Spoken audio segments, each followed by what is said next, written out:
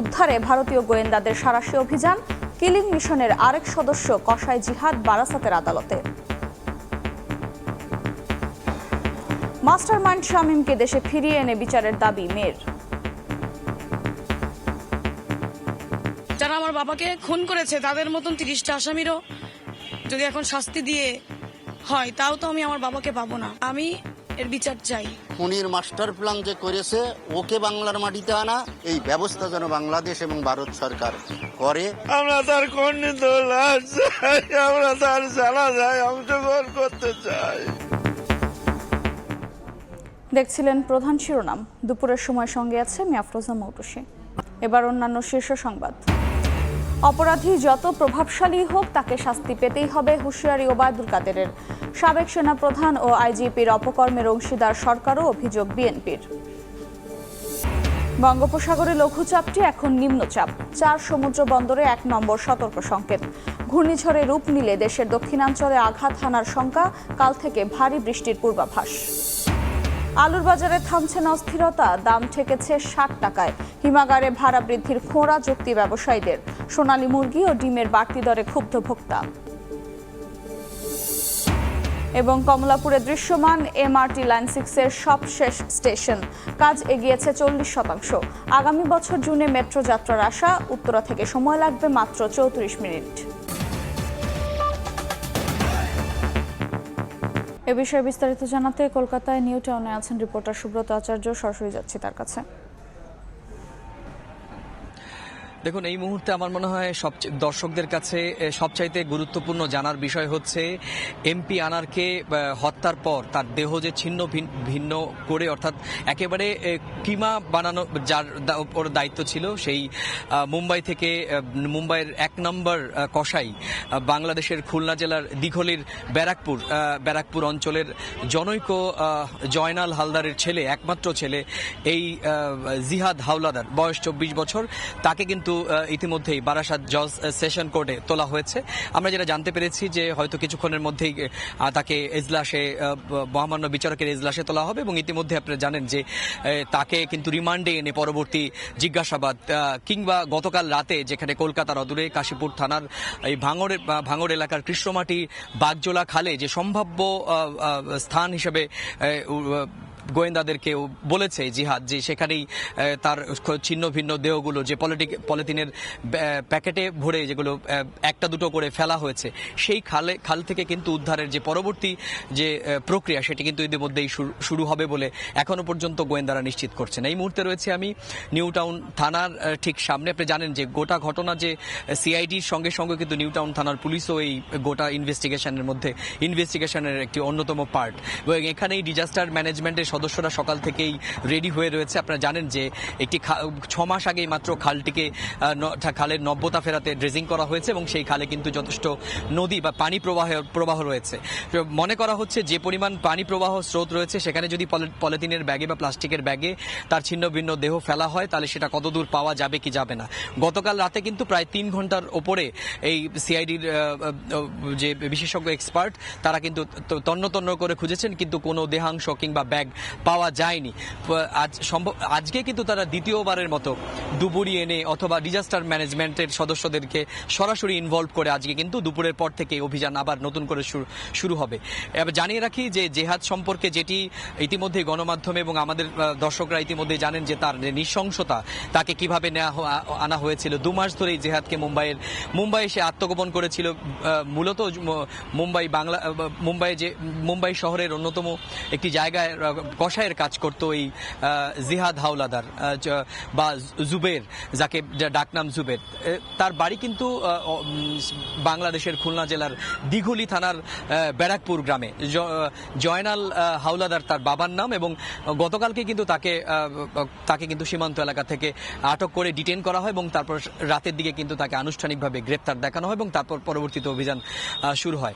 এবার আদালতের কাছ থেকে পিসি চেয়ে, অর্থাৎ রিমান্ড চেয়ে কিন্তু পরবর্তী যে তদন্ত, সেটা কিন্তু গোয়েন্দারা এগিয়ে নিতে চাইছেন। এই ছিল আমার কাছে এই মুহূর্তে আনার হত্যা মামলার পর তার দেহ উদ্ঘাটনের এখনো পর্যন্ত যে প্রশাসনিক তৎপরতা, আমার কাছে থাকা সে সংক্রান্ত সবশেষ তথ্য। সরাসরি যুক্ত ছিলাম পশ্চিমবঙ্গে। সংসদ সদস্য আনোয়ারুল আজিম খুনের পর এখনও শোকের আবহ ঝিনাইদহের কালীগঞ্জে। হত্যার মূল পরিকল্পনাকারী শাহিনকে দেশে ফিরিয়ে এনে দ্রুত বিচার নিশ্চিতের দাবি জানিয়েছেন তার মেয়ে মুমতারিন ফেরদৌস ডরিন। খণ্ডিত লাশ উদ্ধারের পর ডিএনএ টেস্ট করে জানাজার বিষয়ে সিদ্ধান্ত নেবে পরিবার। লোটাস রহমান সোহাগকে সাথে নিয়ে আব্দুল্লাহ আল মামুন রুবেলের প্রতিবেদন। ছবি তুলেছেন নিয়ামুল হোসেন কোচি। বাবাকে হারিয়ে শোকে পাথর মেয়ে, তাকে সান্ত্বনা দিতে এসে উল্টো কান্নায় ভেঙে পড়েন অনেকে। ঝিনাইদহের এমপি আনার হত্যাকাণ্ডের মূল পরিকল্পনাকারী ছিলেন তারই এক সময়ের বন্ধু যুক্তরাষ্ট্রের নাগরিক আখতারুজ্জামান শাহিন, আর বাস্তবায়ন করেন আমান ওরফে শিমুল ভুইয়া সহ আরও 5 জন। আসামিদের শনাক্ত ও দ্রুত গ্রেফতার করায় প্রশাসনের প্রতি সন্তুষ্টি প্রকাশ করেন এমপি কন্যা ডরিন। পাশাপাশি বিদেশে পলাতক আসামিদের দ্রুত বিচারের আওতায় আনার দাবি জানান তিনি। আমি এর বিচার চাই। আমার যা হারিয়েছে, আমার যা গেছে, এটা আমি ফিরে পাবো না। যারা আমার বাবাকে খুন করেছে, যদি তারা কেউ বিদেশ থেকে থাকে, দেশের বাইরে, তাদেরকে যেভাবে শনাক্ত করে নিয়ে আসা যাবে সেই ব্যাপারে আপনারা পদক্ষেপ নেন। এমপি আনারের জানাজার বিষয়ে ঝিনাইদহ আওয়ামী লীগের নেতৃবৃন্দ উৎকণ্ঠায় থাকলেও ডরিন জানান, খণ্ডিত লাশ উদ্ধারের পর ডিএনএ টেস্টে নিশ্চিত হওয়ার পরেই পারিবারিকভাবে জানাজার বিষয়ে সিদ্ধান্ত নেওয়া হবে। যে মানুষ সারা জীবন মানুষের, হাজার হাজার মানুষের জানাজা পড়েছে, কালীগঞ্জের জনসাধারণ সবাই সাক্ষী, তাহলে তারও জানাজা অবশ্যই হবে। কিন্তু সেক্ষেত্রে আমরা আমাদের যেই ফর্মালিটিস বা মেডিকেল রিপোর্ট, সেটা আগে আমরা নির্দিষ্ট করে আইডেন্টিফাই করে নিই। সবাই চাই যে অন্তত বছরেও কিছু না হলে তার পরিবারের মানুষ কবরটা একটু জিয়ারত করতে, সেটা থেকেও তো আমরা বঞ্চিত হতে চাচ্ছি না। এদিকে দ্রুত খণ্ডিত লাশ উদ্ধারের দাবি স্থানীয় আওয়ামী লীগ নেতাকর্মী সহ সাধারণ মানুষের। সহজ সরল মানুষ ছিলেন, মানুষকে অল্পতেই বিশ্বাস করতেন, যেটা ওনার আজকে এই মৃত্যুর যে কারণ হয়ে দাঁড়ালো। খুনির মাস্টার প্ল্যান যে করেছে, ওকে বাংলার মাটিতে আনা এবং আমার বন্ধুর এক টুকরো মাংস হলেও বাংলার মাটিতে এনে তারে যাতে আমরা একটু জানাজা করতে পারি, তারে দাফন করতে পারি, এই ব্যবস্থা যেন বাংলাদেশ এবং ভারত সরকার করে। ঝিনাইদহ 4 আসনের সংসদ সদস্য আনোয়ারুল আজিম গত 12 মে চিকিৎসার জন্য দর্শনা সীমান্ত দিয়ে ভারতে যান। 16 মে নিখোঁজ হন তিনি। সবশেষ বুধবার তার খুন হওয়ার বিষয়টি নিশ্চিত করে কলকাতা পুলিশ। আব্দুল্লাহ আল মামুন রুবেল, সময় সংবাদ, ঝিনাইদহ। এমপি আনার হত্যায় ঢাকায় গ্রেফতার শিমুল সহ 3 জনকে কিছুক্ষণ পর আদালতে নেওয়া হবে। এ বিষয়ে জানাতে রাজধানীর মিন্টো রোডের ডিবি কার্যালয়ের সামনে আছেন রিপোর্টার আতাউর কাউসার। সরাসরি যাচ্ছি তার কাছে।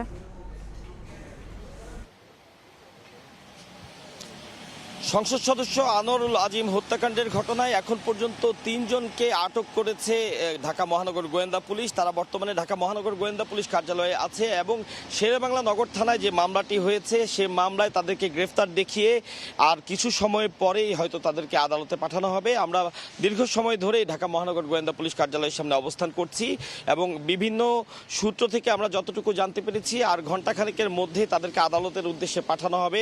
এবং যেহেতু এটি অত্যন্ত রহস্যজনক একটি ঘটনা, অনেক রহস্য এখনো পর্যন্ত উদ্ঘাটিত হয়নি, তাই নিবিড়ভাবে তাদেরকে জিজ্ঞাসাবাদের জন্য 10 দিন করে রিমান্ড চাওয়া হতে পারে, এমন তথ্য আমরা বিভিন্ন সূত্র থেকে নিশ্চিত হতে পেরেছি। একটু জানিয়ে রাখি যে সংসদ সদস্য আনোয়ারুল আজিম হত্যা হয়েছে এই বিষয়টি তো যারা হত্যাকারী তারা বলেছেন, কিন্তু তা সত্ত্বেও এখানে আসলে কিভাবে হত্যা হয়েছে তারা বর্ণনা করেছেন। সে বিষয়টি বিভিন্ন অপরাধীর কাছ থেকে বা যারা গ্রেফতার হয়েছেন তাদের প্রত্যেককে আলাদাভাবে জিজ্ঞেস করে প্রত্যেকটি সূত্র গোয়েন্দারা মিলানোর চেষ্টা করছেন এবং এর কিছু আসামি ইন্ডিয়াতেও আটক হয়েছে। সেই আসামিদের কাছ থেকে যে তথ্য ইন্টেলিজেন্স ব্রাঞ্চ পেয়েছে তা ঢাকায় আটককৃত আসামিদের তথ্যের সাথে মেলানোর জন্য গতকালকে ইন্টেলিজেন্স ব্রাঞ্চের 4 কর্মকর্তাও ঢাকায় এসেছিলেন, তারাও এখানে জিজ্ঞাসাবাদ করেছেন।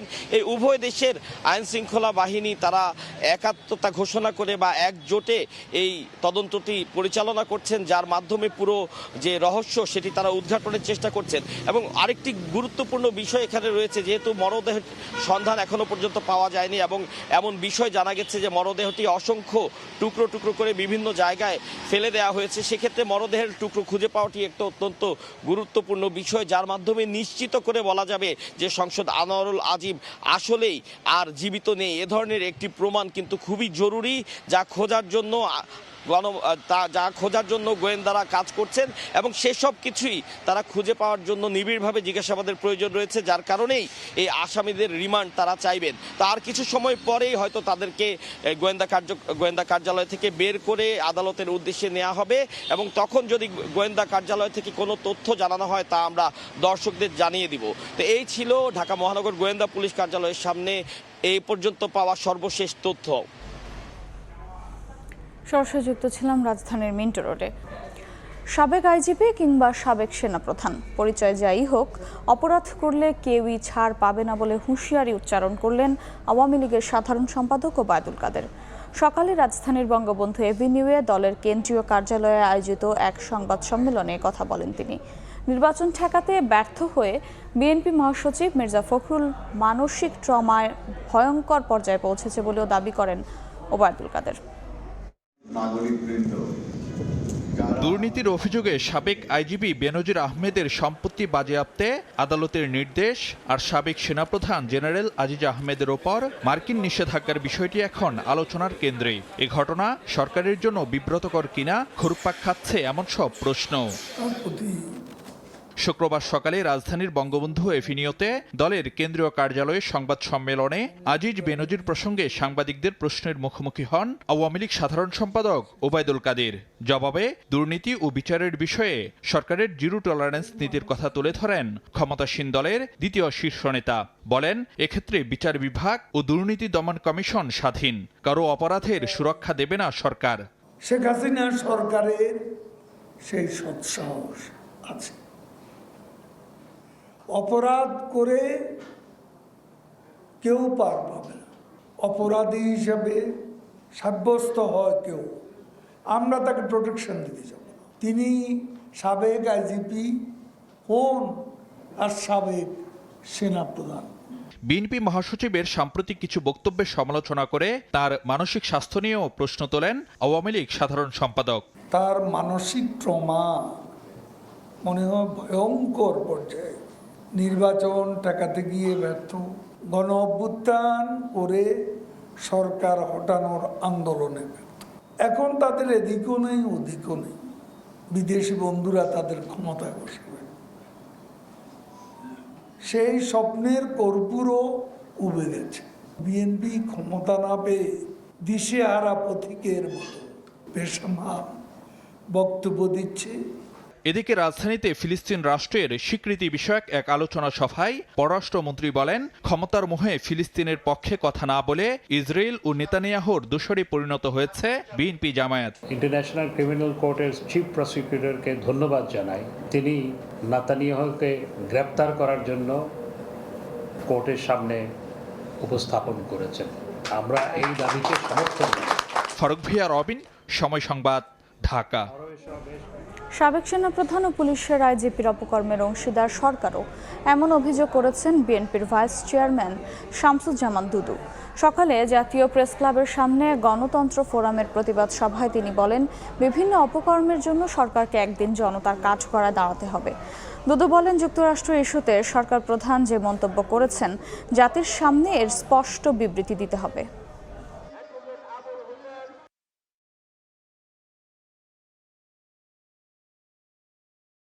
আপনার সেনাপ্রধান এম এ আজিজ সপরিবারে নিষেধাজ্ঞার মুখোমুখি হয়েছে।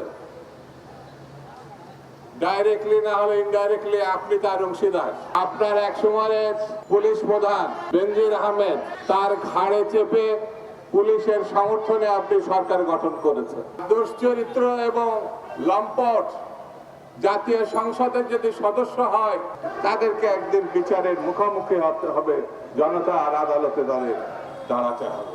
কে আপনার কাছে দাবি করেছে আর সাদা চামড়ারা নতুন রাষ্ট্র বানাতে চাচ্ছে, এই কথাটি আপনাকে পরিষ্কার করতে হবে, কারণ এই কথার মধ্যে আমাদের জাতীয় স্বাধীনতা সার্বভৌমত্বের প্রশ্ন। উখিয়া রোহিঙ্গা ক্যাম্পের আগুনের সবশেষ জানতে ভিজিট করুন সময় টিভির ফেসবুক পেজে। মধ্য বঙ্গোপসাগরে সৃষ্ট লঘুচাপ নিম্নচাপে পরিণত হয়েছে। সন্ধ্যা নাগাদ এটি রূপ নেবে গভীর নিম্নচাপে। আবহাওয়া অফিস বলছে সোমবার সকালে দেশের উপকূলে আঘাত হানতে পারে সম্ভাব্য ঘূর্ণিঝড় রেমাল। এজন্য সমুদ্র বন্দরগুলোকে আপাতত 1 নম্বর দূরবর্তী সতর্কতা সংকেত দেওয়া হয়েছে। মাছ ধরার নৌকা ও ট্রলারকে থাকতে বলা হয়েছে উপকূলের কাছাকাছি। আবারও উত্তাল সাগর, একের পর এক ঢেউ আছড়ে পড়ছে উপকূলে। পশ্চিম মধ্য বঙ্গোপসাগর এলাকায় সৃষ্ট লঘুচাপ রূপ নিয়েছে নিম্নচাপে। কেন্দ্রে যার বাতাসের গতিবেগ 40 থেকে 50 কিলোমিটার। শুক্রবার আবহাওয়া অধিদপ্তর জানায়, নিম্নচাপটি উৎপত্তি স্থল থেকে উত্তর পূর্ব দিকে অগ্রসর হয়ে বর্তমানে অবস্থান করছে চট্টগ্রাম সমুদ্রবন্দর থেকে 870 কিলোমিটার দক্ষিণ পশ্চিমে। সন্ধ্যা নাগাদ এটি রূপ নিতে পারে গভীর নিম্নচাপে। বিচ্ছিন্নভাবে মেঘ চলে আসবে কালকে সন্ধ্যার থেকে, বৃষ্টি হবে রাত, আগামীকাল 25 তারিখ রাত এই বৃষ্টি শুরু হবে। আবহাওয়া অফিস বলছে, ঘূর্ণিঝড়ের অগ্রভাগ সোমবার সকাল নাগাদ আঘাত হানতে পারে সুন্দরবন উপকূলে। শুধু ডান দিকের অংশ না, এখন যেই অবস্থানটা দেখাচ্ছে তার কেন্দ্রটাই বাংলাদেশের উপরে দেখাচ্ছে। এটি সিভিয়ার সাইক্লোনের সম্ভাবনা আছে, কোস্টের কাছাকাছি আসবে সেই সময়টা। আগামীকাল সন্ধ্যা নাগাদ বৃষ্টি হলে দেশজুড়ে গরমের তীব্রতা কমে আসবে বলেও জানিয়েছে আবহাওয়া অফিস। ধ্রুব ব্যানার্জি, সময় সংবাদ, ঢাকা। কমলাপুরে দৃশ্যমান MRT লাইন 6-এর সবশেষ স্টেশন। মতিঝিল থেকে কমলাপুর পর্যন্ত পথের 40% কাজ শেষ হয়েছে। 2025 সালের জুনের মধ্যে এই পথে মেট্রো রেল চলাচল করতে পারবে বলে আশা প্রকল্প সংশ্লিষ্টদের। তবে কাজের অগ্রগতি বলছে পুরো দমে চলাচল শুরু হবে আগামী বছরের ডিসেম্বরে। Rashad লিমনের report.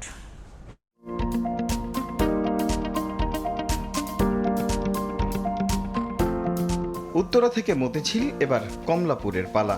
সেই পথ এগিয়ে নিতে এখন কাজ চলছে পুরোদমে। প্রায় সবগুলো পাইলের কাজ শেষ হয়েছে, চলছে পাইল ক্যাপ বসানোর কাজ, যার উপরই তৈরি হবে মেট্রো চলাচলের পথ। এরই মধ্যে মতিঝিল থেকে ভায়াডাক্ট এগিয়েছে কমলাপুরের দিকে। শাপলা চত্বর থেকে সেনা কল্যাণ ভবনের সামনে থেকে এক একটি পিলার যেন জানান দিচ্ছে কাজের অগ্রগতি। তবে সব থেকে বেশি দৃশ্যমান কমলাপুর অংশের কাজ। এরই মধ্যে মাথা তুলে দাঁড়িয়েছে MRT লাইন 6-এর সবশেষ স্টেশন। চলছে কনকোর্স লেভেল, অর্থাৎ যাত্রী ওঠানামা থেকে শুরু করে কাউন্টার যে ফ্লোরে বসানো হবে তার নির্মাণ কাজ। চলতি বছর জুলাইয়ের মধ্যেই এই পর্বের নির্মাণ কাজ শেষ করতে চায় কর্তৃপক্ষ। স্টেশন ভবনের যতগুলো কলাম রয়েছে সেগুলো আমরা সম্পন্ন করেছি। এখন 45 মিটার করে পর্যায়ক্রমে আমাদের স্ল্যাবগুলো কাস্টিং হবে। প্রথমে কনকোর্স স্ল্যাব হবে, দেন কনকোর্সের উপরে আবার কলাম করে আমরা চলে যাব প্ল্যাটফর্ম লেভেলে। মেট্রো যাত্রার সুফলটা এখন প্রতিদিনই ঘরে তুলছেন নগরবাসী। প্রায় সম্প্রসারিত হচ্ছে এর পরিধিও, যার শেষ প্রান্ত এই কমলাপুরে। কর্তৃপক্ষ বলছেন আর মাত্র 1 বছর, অর্থাৎ আগামী বছর মাঝামাঝি সময়ে উত্তরা থেকে কমলাপুর এই প্ল্যাটফর্মে এসে থামবে স্বপ্নযাত্রা। এরই মধ্যে কমলাপুর অংশের 40% কাজ শেষ বলে জানিয়েছে প্রকল্প সংশ্লিষ্টরা। আমাদের টার্গেট রয়েছে 2025 সাল। আশা করছি 2025 সালের মধ্যে এই সিভিল ওয়ার্কস সহ যাবতীয় কাজগুলো আমরা শেষ করে ফেলতে পারব। বর্ধিত অংশ চালু হলে উত্তরা থেকে কমলাপুর যেতে সময় লাগবে মাত্র 34 মিনিট। রাশেদ লিমন, সময় সংবাদ। আলু উৎপাদনে অন্যতম শীর্ষ জেলা মুন্সিগঞ্জে প্রতি কেজির দাম ঠেকেছে 60 টাকায়। বিদ্যুতের দর বৃদ্ধি ও ভুতুড়ে বিলের কারণ দেখিয়ে হিমাগারগুলো ভাড়া বাড়ানোর পায়তারা করছে। এদিকে এমন অস্বাভাবিক মূল্য বৃদ্ধিতে ক্ষুব্ধ ভোক্তারা। আবু সাইদের ছবিতে নাসিরুদ্দিন উজ্জ্বলের রিপোর্ট। মে মাসে হিমাগার থেকে বের হতে শুরু হয়েছে আলু। সংরক্ষণ করতে না করতেই চড়া দামের কারণে আবারও বাজারজাত করা হচ্ছে। আলু উৎপাদনের শীর্ষস্থানীয় জেলা মুন্সিগঞ্জে প্রতি কেজির দাম ঠেকেছে 60 টাকায়। এরই মধ্যে বিদ্যুতের মূল্য বৃদ্ধি ও ভুতুড়ে বিলের কারণ দেখিয়ে হিমাগারগুলোতেও ভাড়া বৃদ্ধির পায়তারা করছে। 50 কেজির প্রতি বস্তা আলু 220 থেকে 230 টাকার ভাড়া বাড়িয়ে 260 টাকা করার চেষ্টা চলছে। এমনি আলুর দাম বেশি, বীজের দাম বেশি, সম্পূর্ণ সারের দাম বেশি, কীটনাশক সব কিছু দাম বেশি। এটা যদি আবার বাড়ায় তো কৃষকের উপরে আবার এটা এফেক্ট করবো। বাংলাদেশ কোল্ড স্টোরেজ অ্যাসোসিয়েশনের দাবি, মার্চ মাসে জেলার 33 হিমাগারের বিদ্যুৎ বিল ছিল 3,53,59,000 টাকা। এপ্রিল মাসে সেই বিদ্যুৎ বিল এসেছে 5,18,20,000 টাকা। আমরা যদি সব কোল্ড স্টোরেজ বলি যে আমরা 1 বছর কোনো আলু রাখবো না, তখন কি হবে? ফেব্রুয়ারি মাস থেকে বেড়েছে, সেটা আমরা এপ্রিল মাস থেকে আমরা শিল্পের বিলটা আমরা অ্যাপ্লাই করেছি। এবছর মুন্সিগঞ্জের 34,355 হেক্টর জমিতে 10 লাখ মেট্রিক টনেরও বেশি আলু উৎপাদন হয়েছে। জেলার 58 হিমাগারে এবার প্রায় 3 লাখ মেট্রিক টন খাবার আলু ও 85,000 মেট্রিক টনেরও বেশি বীজ আলু সংরক্ষণ করা হয়েছে। মুন্সিগঞ্জের মুক্তারপুর থেকে নাসির উদ্দিন উজ্জ্বল, সময় সংবাদ। পবিত্র হজ উপলক্ষে সৌদি আরবে ভ্রমণ ভিসায় অবস্থানরত পর্যটকদের মক্কা নগরীতে প্রবেশে নিষেধাজ্ঞা দিয়েছে দেশটির স্বরাষ্ট্র মন্ত্রণালয়। আগামী 23 মে থেকে 21 জুন পর্যন্ত চলবে এই ভ্রমণ নিষেধাজ্ঞা। এদিকে সৌদির হজ ও ওমরা মন্ত্রণালয় এই বছরের হজ মৌসুমে পরীক্ষামূলকভাবে 12 লাখ হজযাত্রীর পরিবহনের জন্য 36,000 পরিবহন ব্যবস্থা করেছে।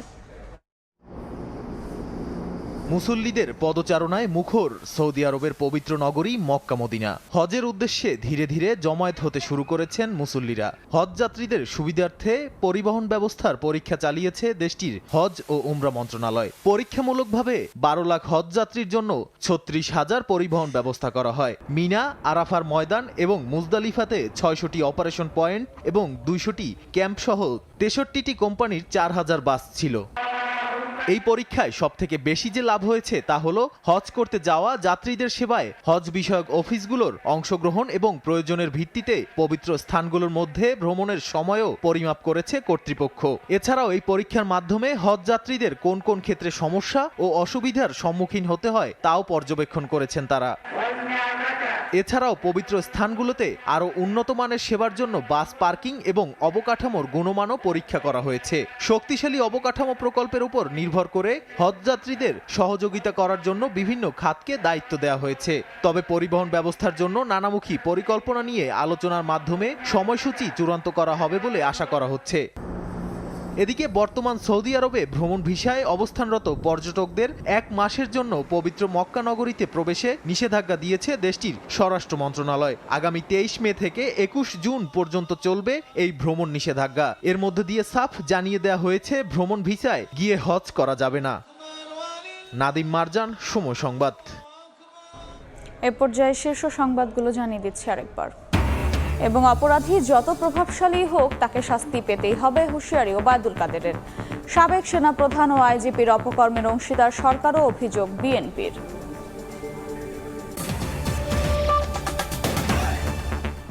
এই ছিল দুপুরের সময়। এরপর বিভাগীয় সময় নিয়ে ফিরছি কিছুক্ষণ পর, সঙ্গেই থাকুন সময়ের।